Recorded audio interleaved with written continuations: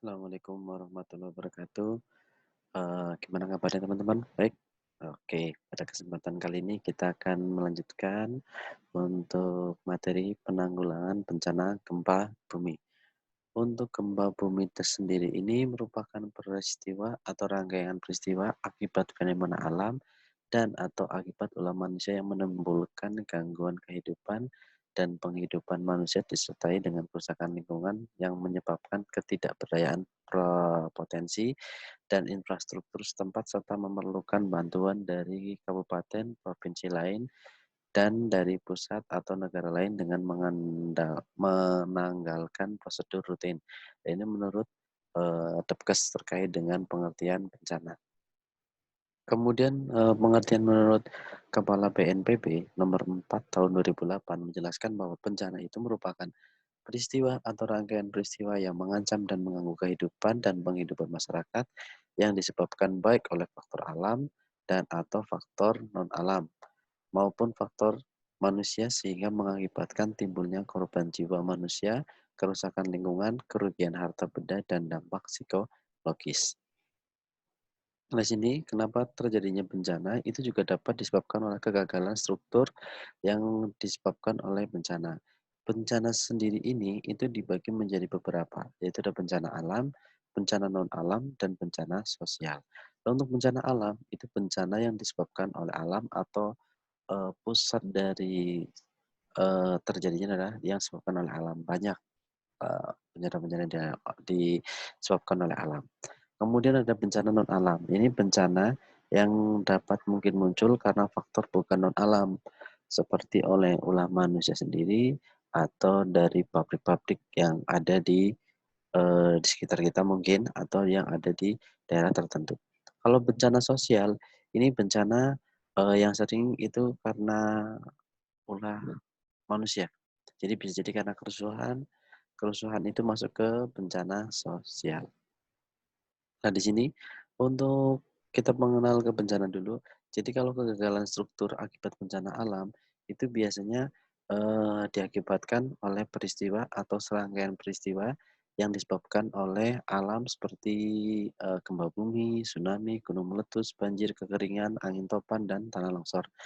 Nah, dari berbagai macam bencana alam ini kita akan bahas terkait dengan bencana alam gempa bumi.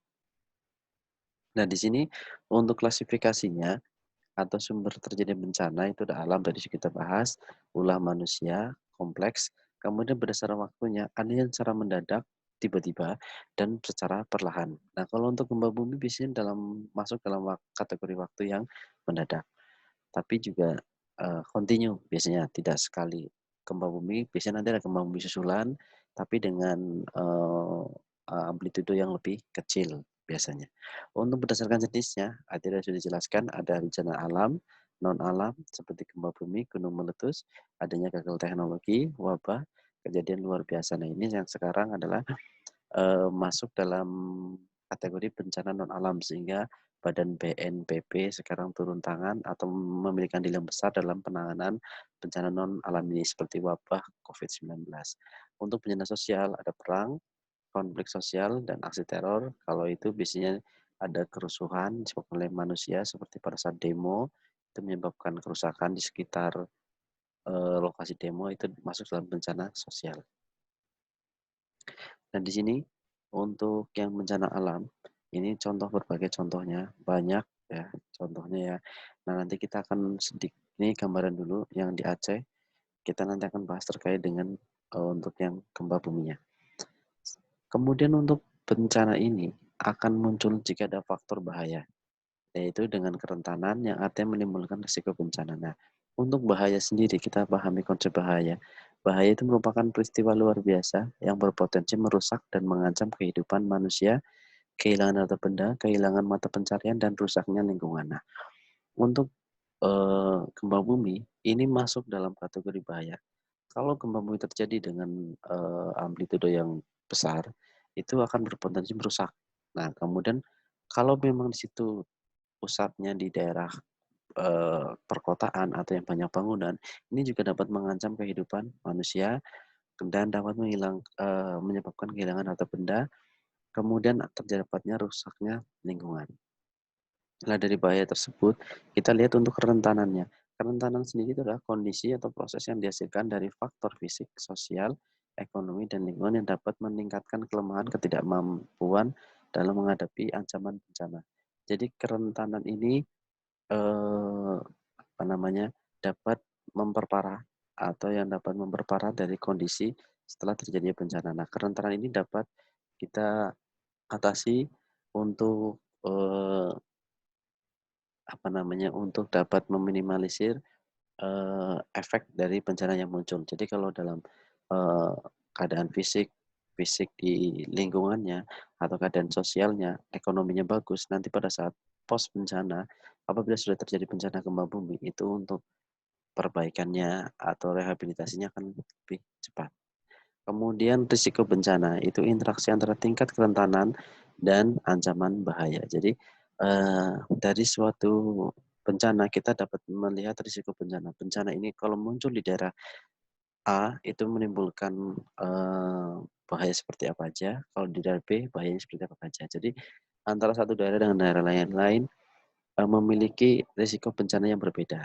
Nah, semakin tinggi bahaya, kerentanan, dan ketidakmampuan, maka semakin besar risiko bencana yang akan dihadapi, khususnya dalam gempa bumi.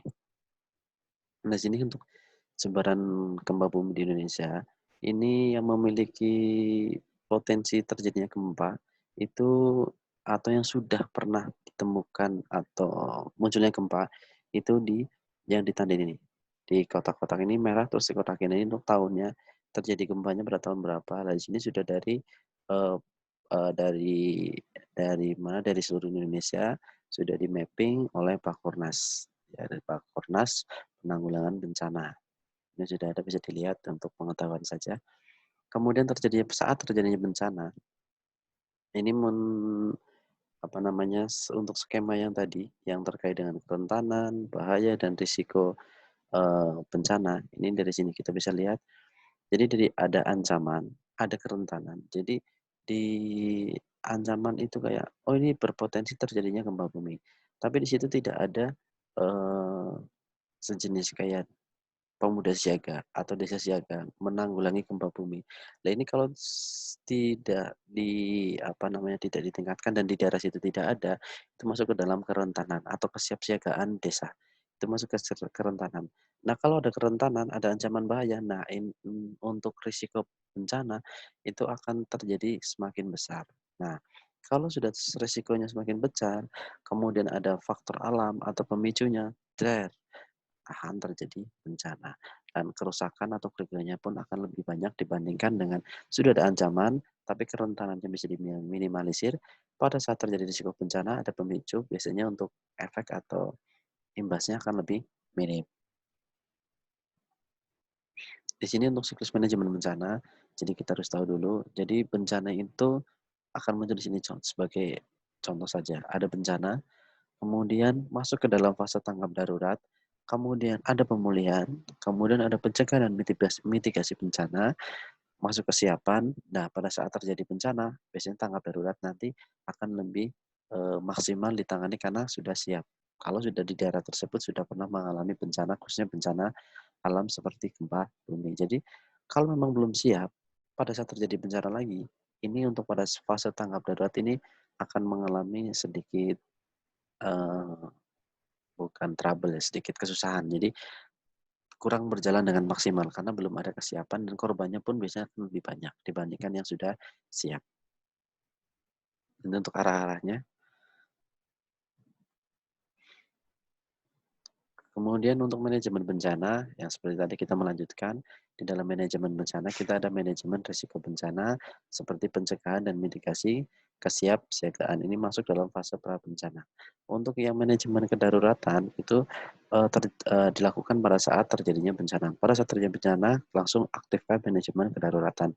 Kita cari korbannya, kita buat akses untuk evakuasi, kita buat rumah sakit lapangan, dapur umum segala macam ini masuk ke dalam manajemen kedaruratan. Kemudian untuk manajemen pemulihan ini pasca bencana. Kemudian kita lakukan list-list apa saja yang dibutuhkan dan apa saja yang perlu diperbaiki secara segera dan apa yang dibutuhkan oleh masyarakat itu masuknya ke dalam pasca bencana.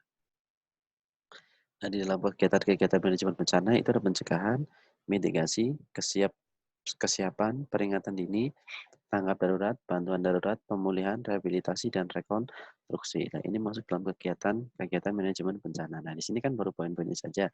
Silakan dari teman-teman menuliskan pengertian dan contohnya sedikit saja, mungkin 1 atau 2 contohnya terkait dengan pencegahan, mitigasi bencana, kesiapan, peringatan dini, dan seterusnya sampai rekonstruksi. Nanti dituliskan dan dimasukkan atau dikumpulkan ya untuk yang tugas yang pertama. Untuk kesiapsiagaan tadi sudah jelaskan ini contohnya penyiapan sarana komunikasi. Lah, sini kan sudah ada contohnya, tinggal secara realnya saja di buat tugasnya itu secara realnya saja. Jadi kayak penyiapan sarana komunikasi, apa sih komunikasi yang disiapkan? Nah, itu secara realnya apa untuk tugas yang tadi. Oke, kita lanjut. Kemudian untuk peringatan dini itu dilakukan untuk menjangkau masyarakat, dilakukan secara segera, tegas dan tidak membingungkan, bersifat resmi. Jadi pada saat terjadinya bencana, kemudian ada peringatan dininya harus jelas dan harus sampai ke dalam masyarakat. Jadi masyarakat dapat mengevakuasi dirinya sendiri sehingga dapat terselamatkan dari bencana. Nah, di sini untuk mitigasi kegagalan struktur yang diakibatkan oleh gempa bumi, ini pada saat sebelum gempa bumi, ini yang pertama, kuncinya adalah mengenali apa yang disebut gempa bumi. Jadi kita kasih tahu dulu, kita lakukan pendidikan kesehatan terkait dengan gempa bumi. Gempa bumi adalah apa? Nah, setelah tahu, kemudian pastikan bahwa struktur dan letak rumah dapat terhindar dari bahaya yang disebabkan oleh gempa bumi. Ya, kemudian gempa bumi itu selain gempa bumi dapat menyebabkan kerusakan di rumah, juga dapat menyebabkan atau berimbas pada efek yang non alam seperti longsor. Jadi pada saat ada tanah tinggi terjadi gempa itu berpotensi dapat menyebabkan longsor. Nah, ini juga perlu diperhatikan atau diwaspadai pada orang-orang yang memiliki rumah di pinggir lereng apabila terjadi gempa atau tanah longsor mau seperti apa. Kemudian mengevakuasi dan merenovasi ulang struktur bangunan agar terhindar dari bahaya gempa bumi. Kemudian yang berikutnya, jadi kenali lingkungan tempat Anda bekerja. Kalau memang bekerja atau di rumah kita harus perhatikan untuk lingkungannya. Perhatikan letak pintu, lift, serta tangga darurat. Apabila terjadi gempa bumi, sudah mengetahui tempat paling aman untuk berlindung. Jadi pada saat bekerja, ada gempa bumi, cari tempat untuk berlindung. Kemudian belajar melakukan P3K untuk pertolongan. Kemudian belajar menggunakan alat pemadam kebakaran. Kalau terjadi gempa bumi, apabila gempa bumi berlangsung, kemudian menimbulkan efek lain seperti kebakaran, itu bisa menggunakan APAR, yaitu alat pemadam api ringan. Itu bisa digunakan. Kemudian catat nomor telepon penting untuk dihubungi. Jadi pada saat terjadi gempa atau bencana alam dapat menghubungi dari tim yang dapat memberikan pertolongan. Kemudian kemudian perhatikan letak pintu. Jadi maaf, ini sama yang tadi. Kita lanjut saja. Nah, yang berikutnya, penyebab kecelakaan yang paling banyak pada saat gempa bumi itu akibat kejatuhan material. Jadi pada saat terjadi gempa bumi, harapannya jangan dibawa tempat-tempat yang dapat runtuh atau roboh. Kalau ada di lampu besar, jangan dibawa lampu besar, karena ini dapat mengakibatkan kejatuhan material. Atur benda yang berat sedapat mungkin berada pada bagian paling bawah. Nah, kalau dalam merekonstruksi rumah, itu dalam pembuatan rumahnya itu dilihat, ini sudah kuat apa belum, ini dapat kalau terjadi goncangan seperti apa, itu harus dicek kembali.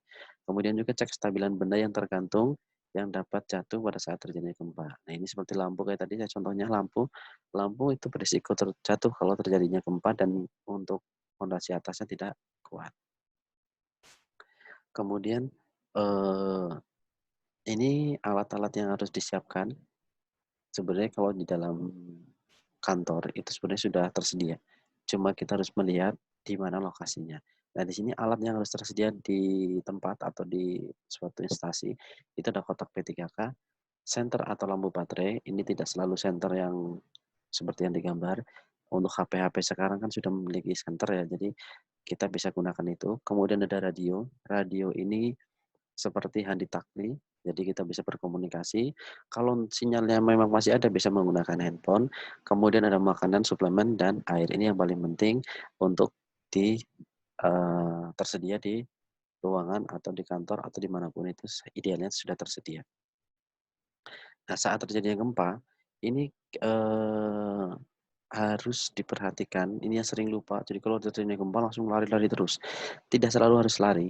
Kita bisa berlindung atau contohnya ini lindungi badan dan kepala Anda dari reruntuhan bangunan dengan bersembunyi di bawah meja. Jadi kita bisa bersembunyi di bawah kolong yang dapat melindungi kita dari reruntuhan atau meja yang keras. Jadi kalau berlindung itu di meja yang dipastikan kuat, jangan meja yang sudah rapuh. Nah, itu dia dapat bersembunyi. Atau cari tempat yang paling aman dari reruntuhan goncangan. Banyak lokasinya, tergantung dari ruangannya. Ya, kemudian lari keluar apabila masih dapat dilakukan. Kalau di lantai 5, kemudian terjadi gempa, jangan langsung lari turun ke bawah, karena itu dapat menyebabkan berbagai kejadian yang tidak diinginkan selanjutnya. Nah, kalau berada di luar rumah, itu menghindari dari bangunan yang ada di sekitar, kemudian cari tempat yang aman atau yang terbuka. Jadi jangan sudah di luar rumah tapi nempel di tembok. Nah, siapa tahu temboknya rubuh sama aja. Atau di bawah tiang listriknya jatuh menimpa kita sama saja. Jadi pastikan di tempat terbuka yang aman.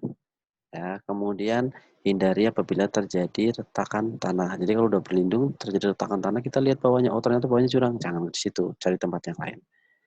Nah, jika sedang mengendarai mobil terjadi gempa, itu gimana? Ya, pasti keluar dari mobil dan turun menjauhi dari mobil atau hindari dari pergeseran atau terjadinya kebakaran. Jadi gempa bumi itu banyak imbasnya ya, tidak selalu hanya buminya goyang saja, tapi banyak faktor yang ditimbulkan setelah itu. Nah, itu harus turun dan keluar dari tempat yang aman. Cari yang terhindar bisa dari reruntuhan pohon, bangunan, dan tiang listrik. Itu kita cari tempat yang lebih luas.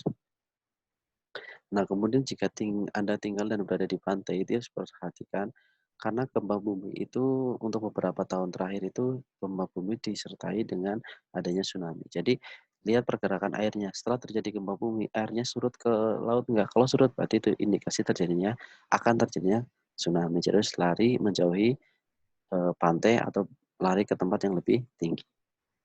Nah, jika di daerah pegunungan, nah ini yang bahaya juga. Ini batu-batuan itu sangat riskan untuk jatuh apabila terjadi gempa. Jadi apabila terjadi gempa bumi, hindari daerah yang mungkin terjadi longsoran. Jadi jangan di bawah bukit-bukit. Jadi kayak Jadi kayak kalau yang sekarang kan banyak spot-spot untuk berfoto ya, kayak di mana itu Petanahan itu kan banyak lereng-lereng berbatuan. Nah itu kalau sudah terjadi gempa, kita atur posisi, lihat posisi, jangan di tempat yang malas harusnya kita aman, jadi tidak aman. Nah itu seperti ini. Ini batunya itu bisa teruntuh atau jatuh, jangan di daerah dekat dengan bebatuan tersebut. Di sini jika berada di dalam bangunan itu segera keluar, kalau memang memungkinkan keluar, kemudian eh, jangan buru-buru atau jangan berdesakan. Secara tertib saja, kemudian jangan menggunakan lift, lebih baik menggunakan tangga biasa, karena ditakutkan pada saat naik lift terjadi kerusakan elektrik, putus, sama aja, bukannya selamat malah jadi korban. Kemudian periksa apa ada yang terluka, kemudian kalau memang ada, ambil P3K, lakukan pertolongan, kemudian telepon dan mintalah pertolongan apabila terjadi luka parah pada orang-orang di sekitar Anda. Kemudian periksa lingkungan sekitar Anda apabila terjadi kebakaran atau kebocoran gas, ini juga bahaya. Jadi gempa itu tidak hanya menyebabkan keruntuhan saja, tapi dapat menyebabkan kebakaran dan kebocoran gas. Kemudian lihat juga untuk kerusakan arus pendek listrik, periksa aliran dan pipa air kalau memang menggunakannya. Jadi kita harus cek satu-satu setelah terjadinya gempa. Apakah semuanya berfungsi dengan normal atau tidak. Kalau tidak, segera diperbaiki dahulu. Kemudian jangan memasuki rumah apabila rumah itu kita belum cek, karena biasanya Setelah terjadinya gempa itu banyak retakan-retakan atau pergeseran tanah sehingga menyebabkan kerusakan di dinding yang akan menyebabkan bangunan mudah roboh. Kemudian jangan berjalan di sekitar eh, kejadian gempa. Setelah terjadinya gempa, jadi bisa jadi terjadi runtuhnya tiang yang dapat menimpa. Kemudian selalu aktif dalam mendengarkan informasi yang disiarkan baik lewat media massa seperti berita atau broadcast yang ada di eh, di HP ya. Tapi kita harus juga selektif dalam